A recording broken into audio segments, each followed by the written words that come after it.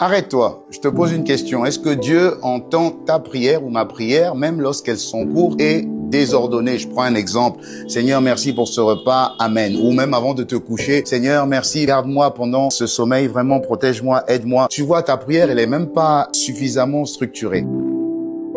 Pose-toi, je t'explique. Alors, on va commencer déjà avec les prières courtes. Pourquoi Dieu écoute les prières courtes? Parce que l'une des prières les plus puissantes de Jésus, c'était la prière pour la résurrection de Lazare. Jésus lui-même a dit, Lazare, lève-toi et sors. C'était une prière très courte et Dieu a exaucé la prière. Donc, ça veut dire que Dieu exauce les prières même lorsqu'elles sont courtes. Ne t'inquiète pas, le plus important, c'est l'intention de la prière. Plus tu sais ce que tu dis et plus c'est précis et plus Dieu répond à cette prière. Maintenant, le côté désordonné est un peu plus compliqué. Je vais t'expliquer. Pourquoi? Parce que quand tu te mets à prier, déjà, sois sûr que Dieu t'écoute et Dieu t'entend. Pourquoi? Parce que tu es son fils. Donc, dès lors que tu es son fils, Dieu va toujours savoir en réalité ce qu'il y a dans ton cœur. Je prends un exemple. Si vous avez un enfant de 2 ans ou de 3 ans qui vous demande quelque chose, est-ce que l'enfant va vous demander est structuré? Pas forcément. Mais c'est vous qui chercherez et qui saurez exactement ce que cet enfant a besoin ou ce que cet enfant demande. C'est exactement la même chose avec Dieu. La Bible dit que Dieu